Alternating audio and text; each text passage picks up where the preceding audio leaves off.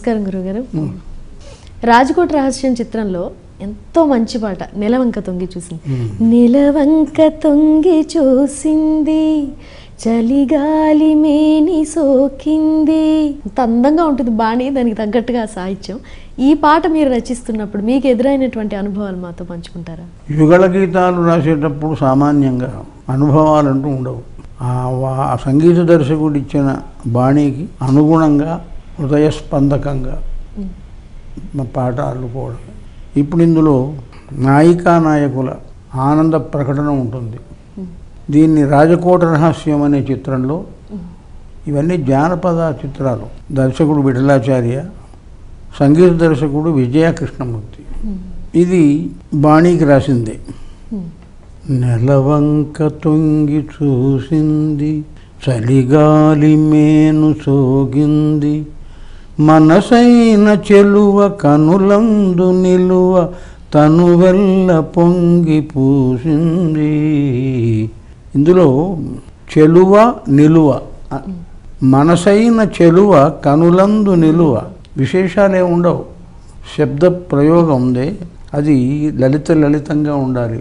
మనసైన ప్రియురాలు కళ్ళ ముందు నిలిస్తే తనువెల్ల పొంగి పూచింది, శరీరం వల్ల పులకరించిపోయిందని.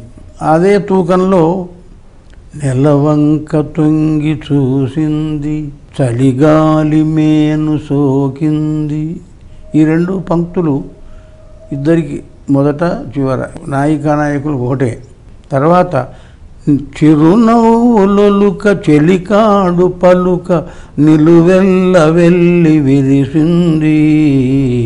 తనువెల్ల పొంగి పూసింది అన్న, నిలువెల్ల వెళ్ళి విరిసింది అన్న ఒకటే. అయితే శబ్దం మార్పుతో అదే భావాన్ని బాగా ప్రకటించడం జరిగింది. చిరునవ్వు లొలుక చెలికాడు పలుక, అక్కడ మనసైన చెలువ కనులందు నిలువ, నిలువెల్ల వెళ్ళి విరిసింది. చరణంలో ఏముంటుంది? ఆనాటి వలపు పాట, ఈనాటి బ్రతుకు బాట, ఆనాటి కలవరింత, ఈనాటి కౌగిలింత, ఏనాటికైనా ఏ చోటనైనా విడిపోనిదోయి మన జంట, నెలవంక తొంగి చూసింది. ఈ రకంగా లలిత పదాలతో విఠలాచార్య అనేవాడు, ఏముంది సార్, మీరు పాట రాస్తే బాగుండాలి ఆ 4 నిమిషాలు, ఆ తర్వాత మాకు ఫైటింగ్సే ఉంటాయి కదా, కాబట్టి ఉన్న 4 నిమిషాలు సుఖంగా హాయిగా ఉండాలి అనేవాడు. అందువల్ల లలితమైన పదాలు ఆయన ఒప్పుకునేవాడు.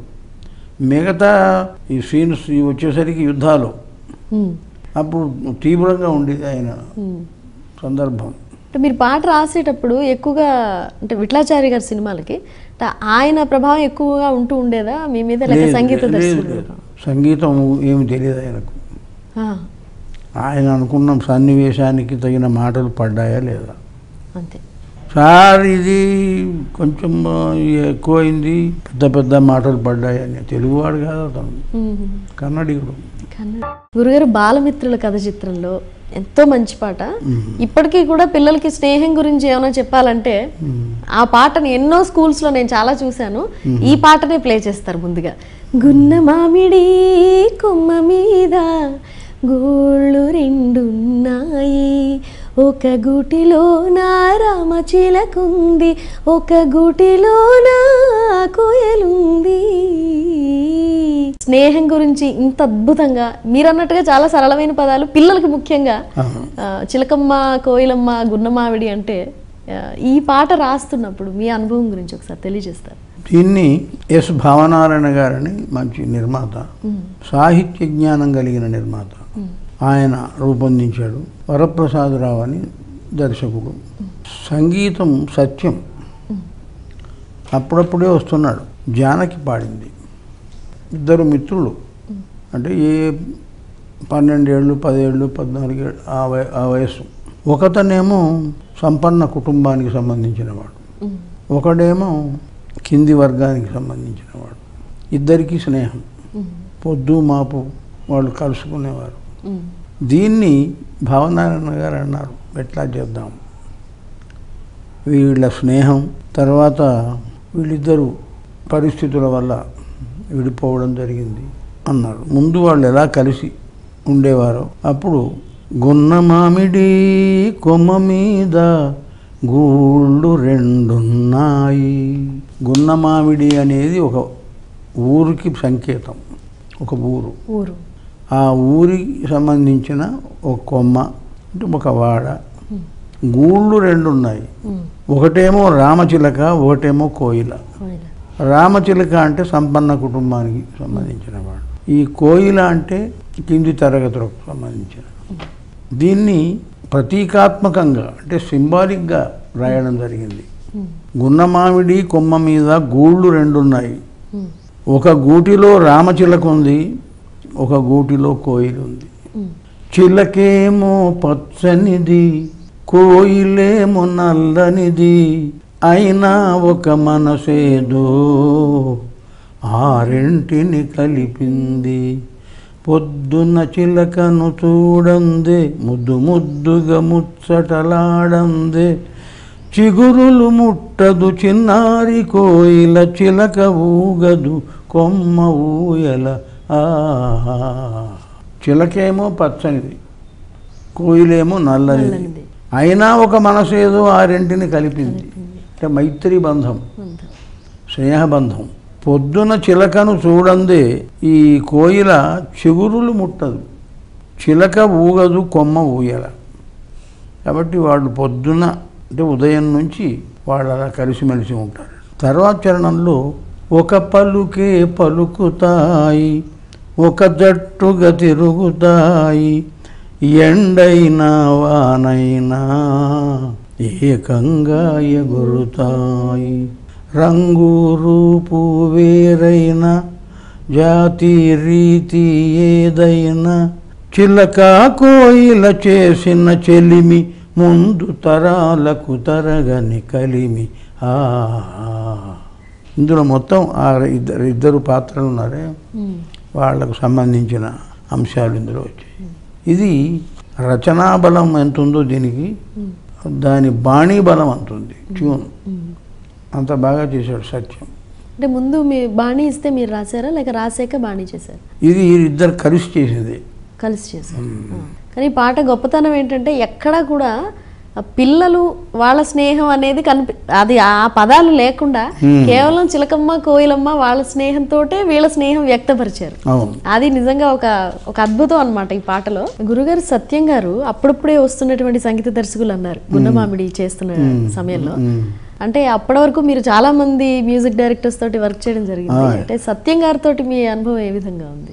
సత్యంలో పెద్దగా అతను చదువుకున్నవాడు కాదు, కానీ మౌలికమైన ఒరిజినల్ టాలెంట్, మౌలికమైన ప్రతిభ ఉంది. ఏ మాటనైనా దాన్ని సంగీతాత్మకంగా మలిచే శక్తి ఉంది. ఆరాధన చిత్రం తీసుకుంటే అదొక అసలు ఆ చిత్ర కథే చాలా బాగుంటుంది. అందులో ఒక అద్భుతమైన పాట చేశారు, మీరు రచించారు. నామది నిన్ను పిలిచిందే గానమై, వేణుగానమై, నా ప్రాణమై. ఈ పాట ముందు సాకి కూడా ఓ ప్రియతమా అని ప్రారంభమవుతుంది. రఫీ గారు పాడారు. అయితే ఈ పాట గురించి రచిస్తున్నప్పుడు మీకు ఎదురైనటువంటి సందర్భాలు మాతో పంచుకుంటారు. ఈ ఆరాధన చిత్రం ఇది పుండరీకాక్షయ్య, దీని నిర్మాత ఎస్ హనుమంతరావు, రాజేశ్వరరావు గారి అన్నగారు, వారు సంగీత దర్శకుడు. ఇది గీత్ అనే చిత్రానికి అనుసరణ. मेरे गीत रे मेरे गीत रे मेरे रे, ఇది ట్యూన్. దాన్ని అనుసరించాలి. నామది నిన్ను పిలిచింది గానమై, వేణుగానమై, నా ప్రాణమై. దీన్ని చాలా అద్భుతంగా పాడాడు. అయితే వేణు దీర్ఘం వచ్చింది, దాని మీద కొన్ని విమర్శలు వచ్చాయి.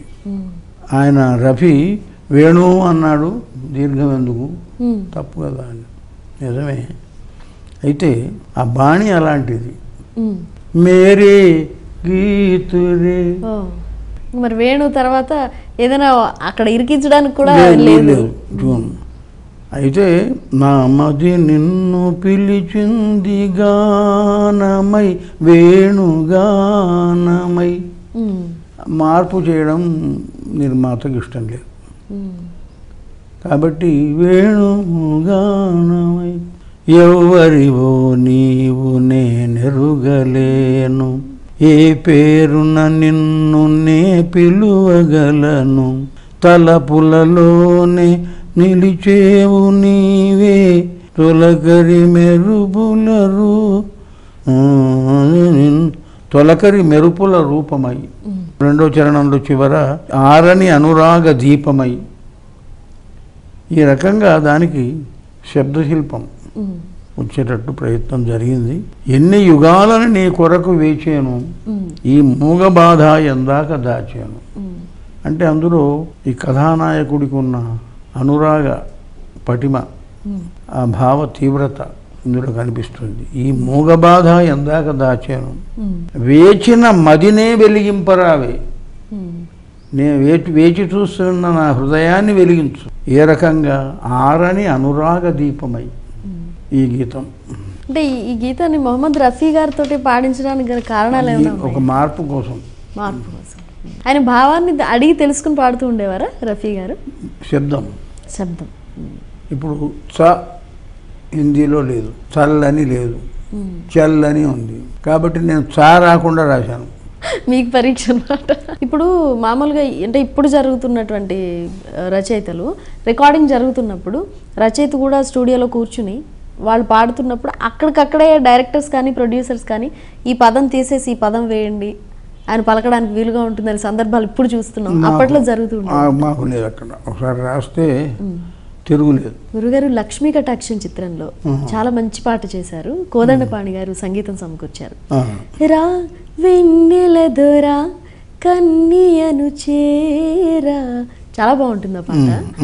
ఈ పాట మీరు రచిస్తున్నట్టు మీకు ఎదురైనటువంటి సందర్భం? లక్ష్మీ కటాక్షం చిత్రం కూడా విఠలాచార్య దర్శకత్వం, ఘంటసాల గారు, సుశీల.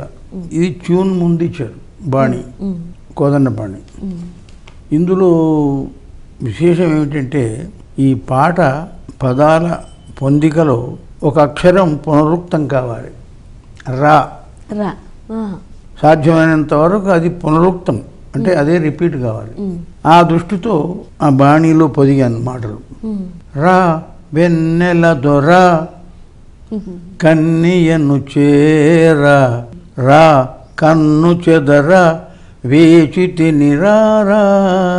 పల్లవిలో ఆ రాయే బాగా వినిపిస్తుంది కూడా. తర్వాత చిన్న చరణం ఉంటుంది. ఈ పాల వెన్నెలలోన నీ నీలి కన్నులలోన ఉన్నాను లేవే ప్రియతమా, నీ మగసిరి నగవులు చాలునులే, నీ సొగసరి నటనలు చాలునులే. ఇవన్నీ లఘువక్షరాలు. నీ మగసిరి నగవులు చాలునులే, సొగసరి నటనలు చాలునులే, నీ మనసైన దానను నే కానులే. రా వెన్నెల దొరా వింత కనవేరా, రా చిలక ఔరా అలిగినది లేరా. తర్వాత చరణం. ఈ మబ్బు తెరసాటేలా, ఈ నింగి పయనాలేలా, ఎదనిండి పోరా చంద్రమా. ఆకాశంలో విహరించడం అంటే నీ పగడపు పెదవుల, మరి అదే పద్ధతి. నీ మగసిరి నగవులు, అదే ట్యూన్. నీ పగడపు పెదవుల జిగినేనే, నీ చెదరని కౌగిలి బిగినేనే, నా ఎదనిండ నీవే నిలిచేవులే. రా వెన్నెల దొరా కన్యను చేరా, రా కన్ను చెదరా వేచి తినిరారా. కోదండపాణి గారికి మీరు చాలా పాటలు రాశారు. ఆయనతో ఎలా ఉండేది మీ అనుబంధం కోదండపాణి గారు? అంటే ఏ సంగీత దర్శకుడైనా మాకు సాన్నిహిత్యం ఉండేది. వాళ్ళు ఇచ్చిన రెండు పద్ధతులు ఉన్నాయి. సంగీత దర్శకుడు ఇచ్చిన బాణీకి అనుగుణంగా రాయడం ఒక పద్ధతి, మనం ఒక రచయిత రచించి ఇచ్చిన పాటకు బాణీ కట్టడం ఒక పద్ధతి. ఈ రెండింటితో సమన్వయం ఉండాలి, లేకపోతే నడవదు.